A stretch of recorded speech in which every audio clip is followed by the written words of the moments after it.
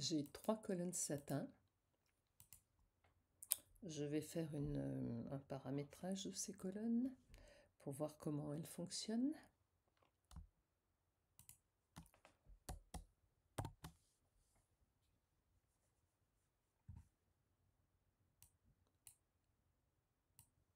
Donc ce sont des colonnes qui sont un petit peu particulières. Celle-ci est partagée en zone égale.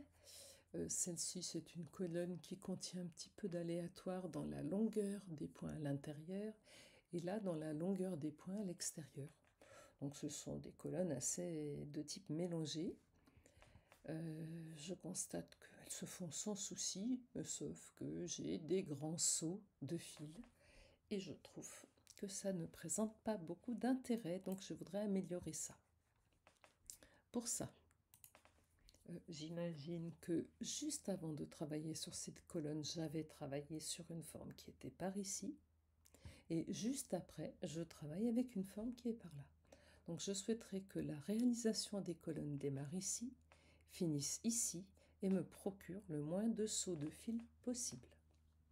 Pour ça, je vais installer sur la première et la dernière colonne, ou en tout cas celle que je veux voir en premier et en dernier exécutée, je vais installer des commandes de fin pour l'arrangement automatique. J'applique. Je récupère donc une commande de fin ici.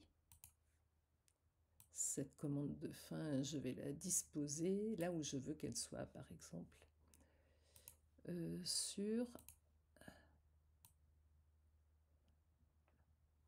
sur ce trait-là. Voilà.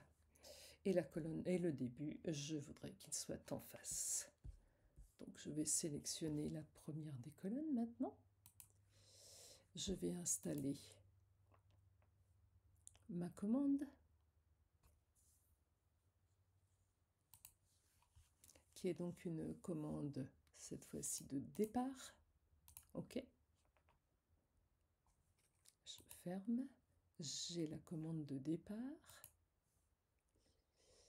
Je m'en vais la déplacer et installer le connecteur au bon endroit, c'est-à-dire ici, juste sur le début de colonne. Voilà. Maintenant, je demande pour ces 3 colonnes avec les paramètres que j'ai fixés, paramètres donc de broderie, paramètres de début et de fin. Donc je demande à faire ce qui s'appelle un arrangement automatique. Un agencement automatique des colonnes. Alors celui-là est simple, mais on peut travailler sur des agencements beaucoup plus complexes.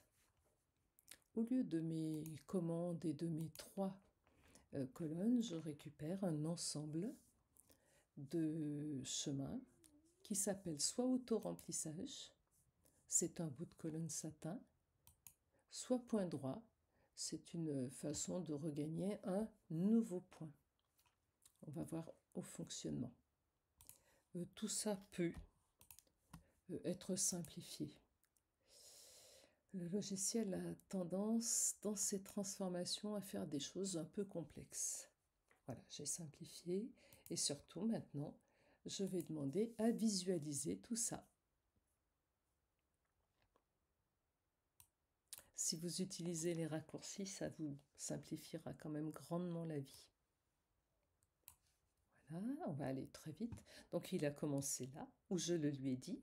Et comme il ne pouvait pas commencer sa colonne satin comme ça, il a d'abord fait un point droit. Je vais afficher les points d'aiguille, et puis je vais aller un petit peu plus vite.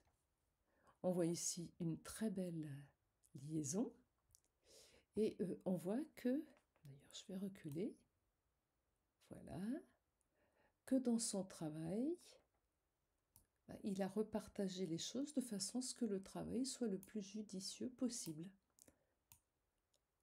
Hop, j'ai sauté ici avec un tout petit saut, et voilà.